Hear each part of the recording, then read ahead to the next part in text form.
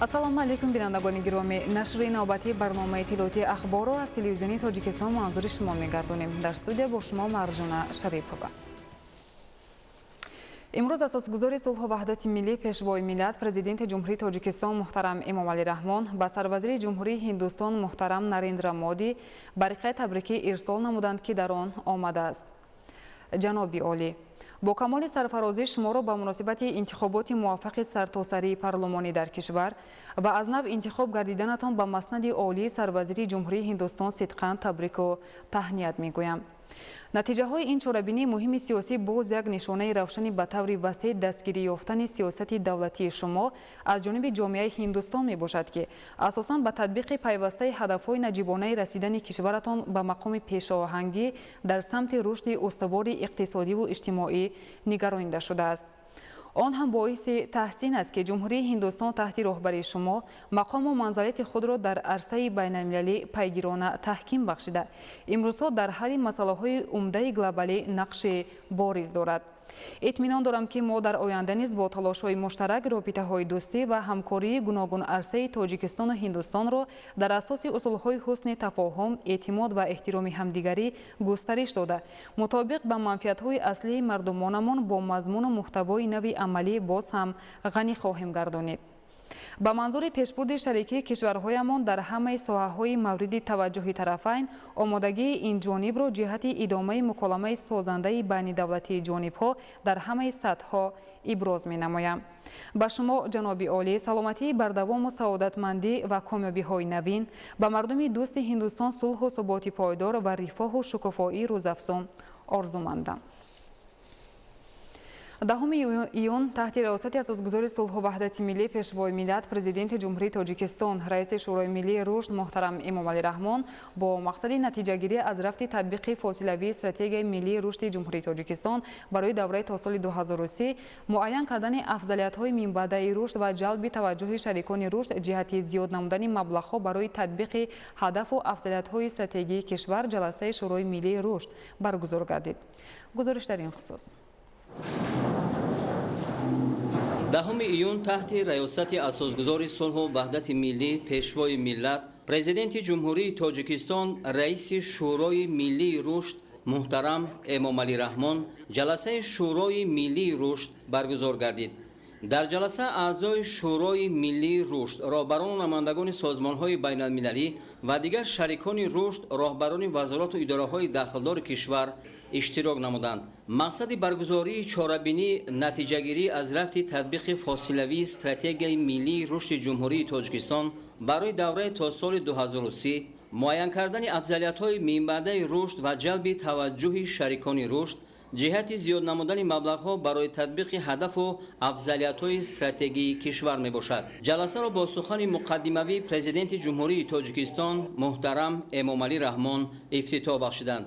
сарвари давлат таъкид доштанд, ки сарфи назар аз шиддати вазъи ҷаҳони имрӯза ва таъсири бевоситаи омилҳои манфии берунӣ ба иқтисоди миллӣ дар 8 соли охир суръати рушди иқтисоди миллӣ ба ҳисоби миёна 7.4% ташкил дода, созмонҳои байналмилалии молиявии Тоҷикистонро аз рӯи суръати миёнасолонаи рушди иқтисодӣ ҳамчун кишвари дорои иқтисоди тезрушдёбанда арзёбӣ намуданд.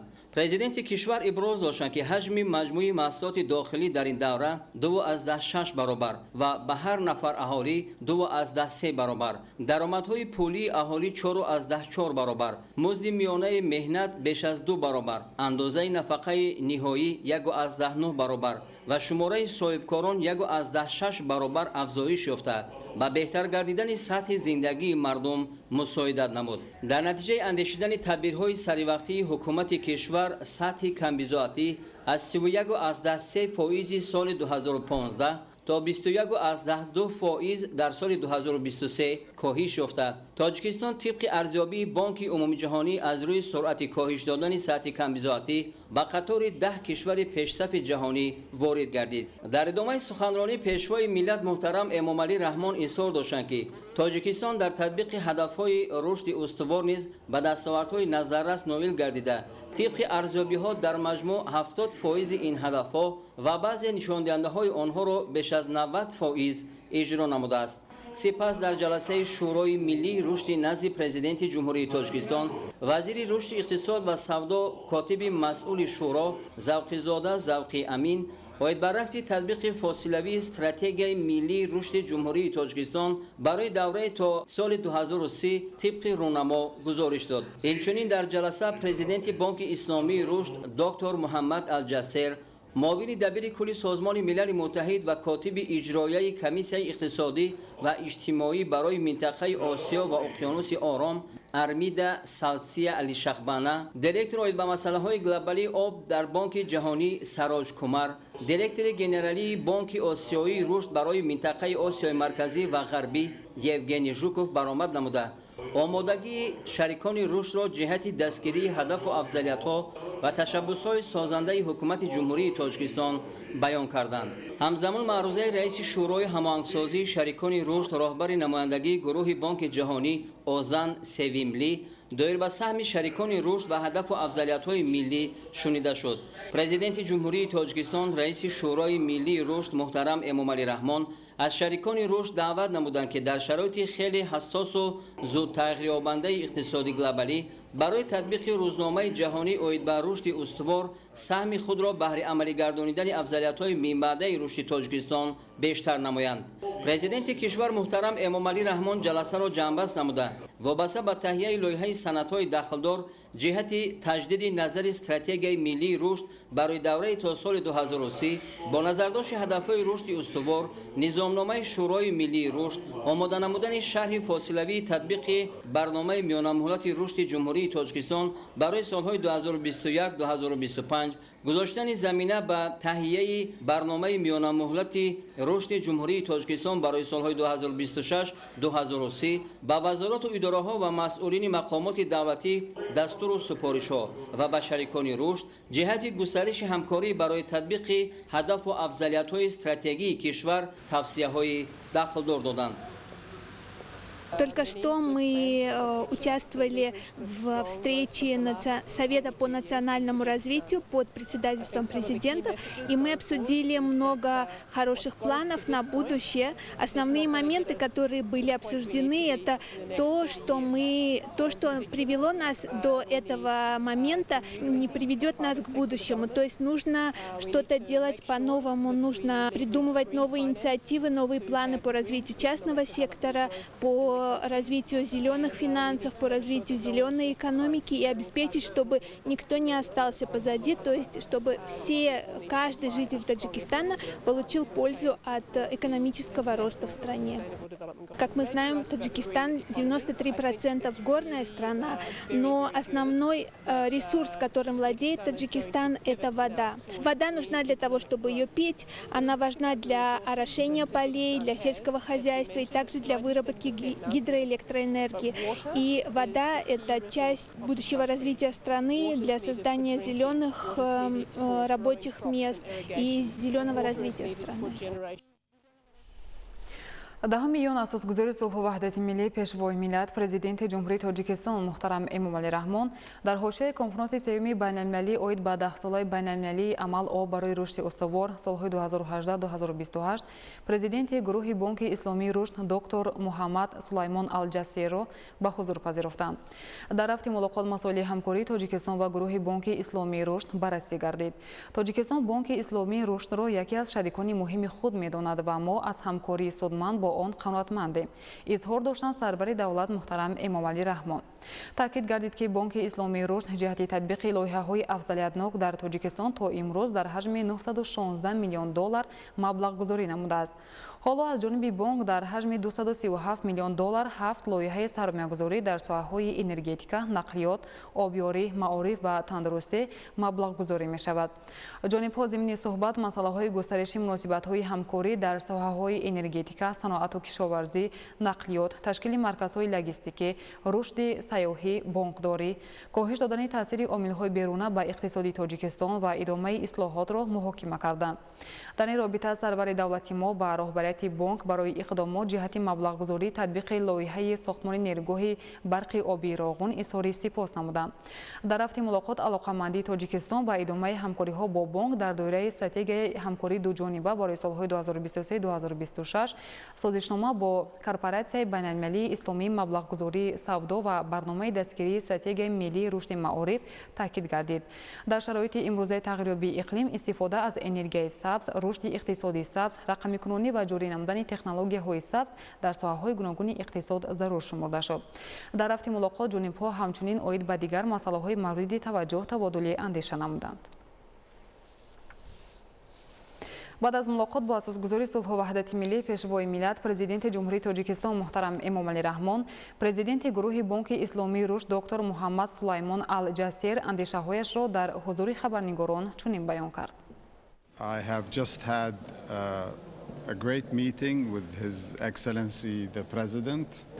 ба иттилои шумо мерасонам ки қаблан ман бо муҳтарам ҷаноби олӣ вохӯрӣ доштам. ҷаноби олӣ маро пазируфтанд ва мо имкони як суҳбати хеле самимӣ доштем. дар ҷараёни суҳбат муҳтарам ҷаноби олӣ ҷиҳати таърихи тайкардаи Тоҷикистон, ҷиҳати рушди иқтисодӣ маълумоти хеле васеъ ва амиқ доданд. ҳамзамон муҳтарам ҷаноби олӣ ҷиҳати афзалиятҳои Тоҷикистон барои оянда низ фикру андешаҳои худро баррасӣ карданд. бонки рушди исломӣ таи солҳои зиёд бо Тоҷикистон ҳамкории хеле зич ва судманд дорад.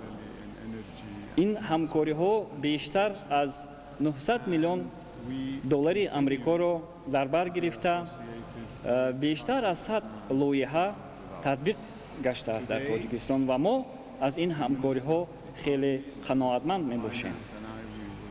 яке аз лоиҳаҳое ки имрӯзҳо мавриди мулоҳиза ва баррасӣ қарор мегирад, ин лоиҳа оид ба дастгирии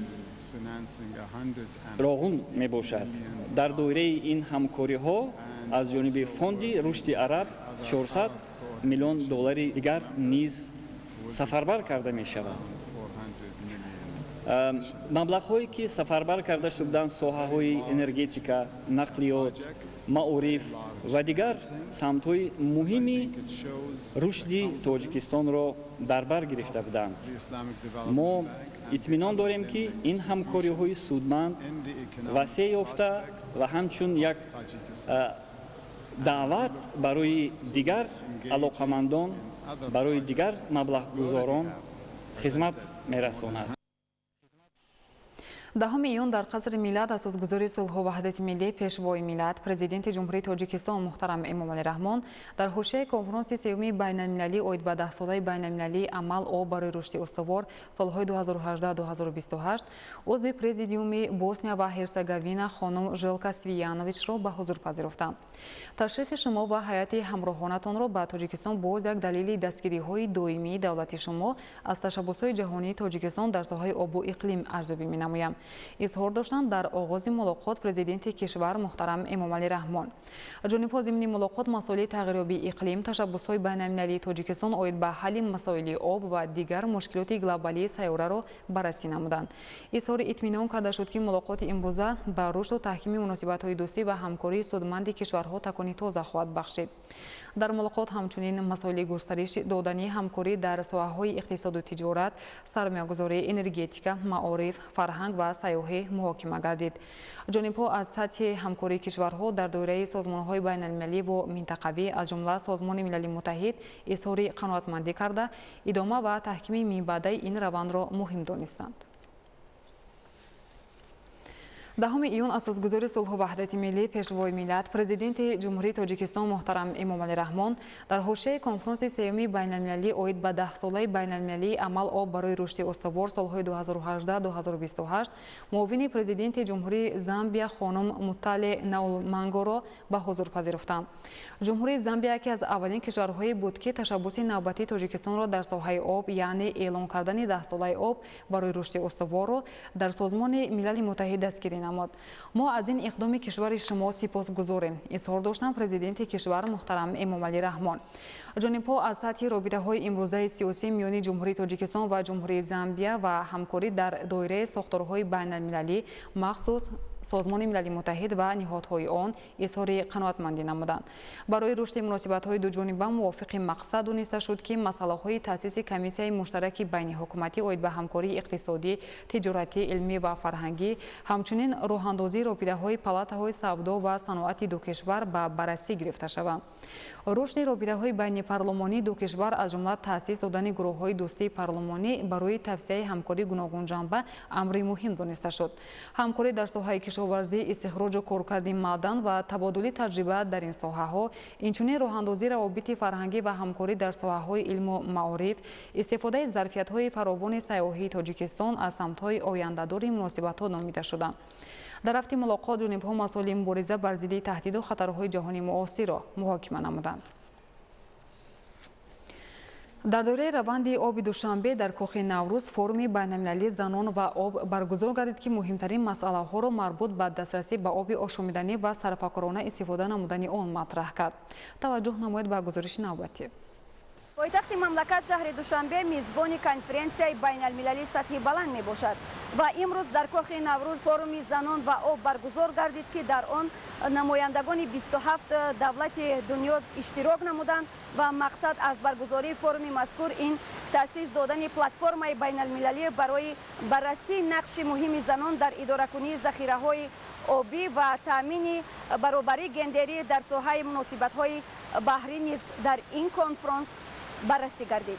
дар доираи конференсияи сеюми байналмилалии амал об барои рушди устувор солҳои 2018-2028 дар шаҳри Душанбе форуми байналмилалии сатҳи баланд оид ба 10-солаи байналмилалии амал об барои рушди устувор солҳои 2018-2028 форуми байналмилалии занон ва об бо иштироки намояндагони ҷумҳурии Тоҷикистон, намояндагони муколамаи занони Осиёи марказӣ, коршиносон дар соҳаи захираҳои об ва масъалаҳои баробарии гендерӣ, дар умум бо иштироки намояндагони 27 давлати дунё дар кӯхи Наврӯз баргузор гардид. дар форум муовини сарвазири мамлакат Дилрабо Мансурӣ ва роҳбарияти кумитаи кор бо занон ва оилаи назди ҳукумати ҷумҳурии Тоҷикистон ва занон дар Тоҷикистон дар ҳамкорӣ бо маркази минтақавии Созмони Милали Муттаҳид оид ба дипломатияи пешгирикунанда барои Осиёи марказӣ ва шарикони рушд, инчунин коршиносони миллӣ ва байналмилалӣ иштирок ва андешаронӣ намуданд. номи ман Мусонди Мумбай, ман иштироккунандаи форуми мазкур мебошам. ба шаҳри Душанбе ташриф овардам. албатта ба ман боиси ифтихор аст ва имрӯз хушҳол аз он ҳастем, ки дар чунин шаҳри зебову хуррам қарор дорем ва бениҳоят мардумони меҳмоннавозу самимӣ ҳастанд. ман имрӯз дар чунин форум, ки аз 27 давлати дунё мо занон иштирок дорем, ширкат варзида истодам ва фикри худро дар ин ҳамоиш баён намудам. масъалаҳои муҳиме баргузор гардиданд дар ҳамоиши муҳим, ки муҳимияти занонро ва фикри занонро дар ҷомеаи ҷаҳонӣ нишон дод. имрӯз дар ин ҷо занҳо аз бисёр мамлакатҳои дигар, ташкилотҳо, созмонҳои давлатҳои гуногун иштирок доранд дар Душанбе. ман бениҳоят шодам, ки ба Тоҷикистон омадам. Тоҷикистон бениҳоят табиати зебо, кӯҳҳои баланд ва ҳавои тоза дорад, ки ман мехоҳам аз ҳамаи ин зебогӣ дидан намуда баъдан ба ватани худ баргардам.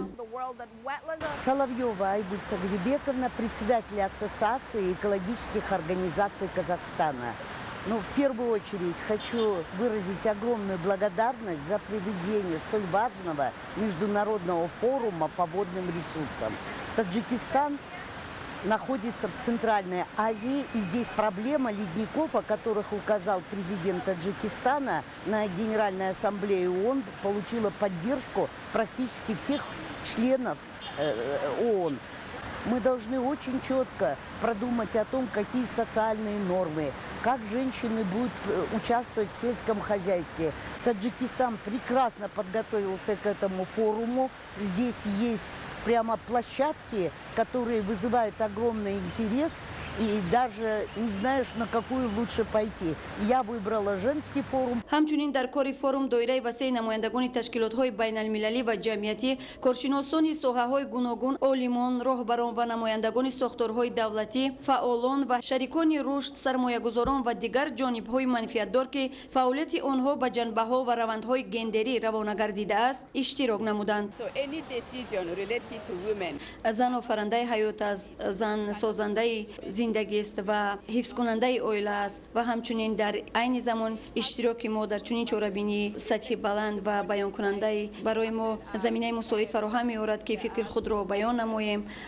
мо занон дар баробари иҷрои вазифа модар зан буданамон ҳамчунон дар иҷрокунандаи вазифаҳои муҳим дар самти ҳалли гуногуни масъалаҳои мубрам фаъол ҳастем. форуми байналмилалии занон ва об барои дастгирӣ дар амал татбиқ намудани мақсад ва вазифаҳои шашуми ҳадафҳои рушди устувор ва 10-солаи амал об барои рушди устувор равона гардид ки мақсад аз баргузории он ин таъсис додани платформаи байналмилалӣ барои баррасии нақши муҳими занон дар идоракунии захираҳои обӣ ва таъмини баробарии гендерӣ дар соҳаи муносибатҳои баҳрӣ низ арзёбӣ гардид. дар ҷараёни форум пешраф ва натиҷаҳои ба дастомадаи занон дар соҳаи идоракунӣ ва дастрасӣ ба захираҳои об ва таъмини баробарии гендерӣ мавриди баррасӣ қарор гирифта, мушкилот ва имкониятҳои дар ин сам ҷой доштаро ҳаллу фасл намуданд. ҳамчунин дар форум таҳия ва татбиқи механизмҳои инноватсионӣ байни соҳавӣ ва шарикии ҷомеаро дар самти қабули равиши ҳамгироишудаи системавӣ ки ҳам дурнамои гендерӣ ва ҳам муҳити тағйирёбандаи идоракунии захираҳои обро бо иштироки занон ба назар мегирад, мавриди таҳлилу баррасӣ қарор доданд. созмондиҳандагон ва иштирокчиёни чорабинӣ ҳадафи баргузории форуми байналмилалии занон ба роҳҳои ҳалли мушкилиҳо ва таҳкими фаъолият дар самти дастрасӣ ба захираҳои об бо назардошти воқеияти гендерӣ ва алоқамандии онро ба рушди минбаъдаи раванди устувории об, баландбардоштани иштироки занон дар муколамаҳои марбут ба об, шарикӣ ва равандҳои байнисоҳавӣ равона сохтанд. баргузории форуми занон ва об ба фароҳам овардани майдони фароғ барои мубодилаи афкор, иттилоот ва табодули таҷриба барои ҷонибҳои манфиатдори кишварҳои Осиёи марказӣ бо мақсади ба роҳ мондани ҳамкориҳои минбаъда ҷиҳати таҳия ва амалӣ намудани тавсияҳо заминаи боз ҳам мусоидро фароҳам овард. об воситаи тавонои ҳамкорӣ ва муколама барои ноил шудан ба рушди устувор мебошад. барои расидан ба ин ҳадаф фаъолияти самарабахш ва ҳамбастагии комил зарур аст. форуми навбатӣ дар шаҳри Душанбе бо фарогирии ташкилотҳои ҳавзавӣ баргузор гардид. дар ин хусус Комрон Одиназода гузориш медиҳад. раванди оби Душанбе маҷмӯи чорабиниҳои мунтазам баргузоршавандаи сатҳи баланди байналмилалии Тоҷикистон дар доираи ҳамшарикӣ бо Созмони Милали Муттаҳид, дигар ниҳодҳои байналмилалию минтақавӣ ва кулли кишварҳои ҷаҳон дар соҳаи пешбурди рӯзномаи ҷаҳонии об ва сиёсати об дар арсаи байналмилалӣ, инчунин платформаи ҳамгирии минтақавию байналмилалӣ дар соҳаи об мебошад. дар шаҳри Душанбе форуми ташкилотҳои ҳавзавӣ баргузор гардид. ҳадаф аз баргузории форуми минтақавии ташкилотҳои ҳавзавӣ пешбурди принсипҳои идоракунии ҳамгироёнаи захираҳои об ва рушди ҳамкориҳо байни намудҳо ва миқёсҳои гуногуни ташкилотҳои идоракунии ҳавза мебошад. Меня зовут Стрикелева Екатерина, я являюсь менеджером регионального проекта USAID по водным ресурсам и окружающей среде. И мы реализуем этот проект во всех странах Центральной Азии. И одна из целей нашего проекта – это, конечно же, управление водными ресурсами на уровне бассейнов. Соответственно, те мероприятия, которые проходят сегодня, и один из них – это 3-й региональный форум бассейновых организаций, для нас является основным направлением деятельности в рамках проекта. Почему мы видим важность в этом мероприятии, почему мы говорим о продвижении новых подходов в менеджменте, в управлении водными ресурсами на уровне именно бассейнов.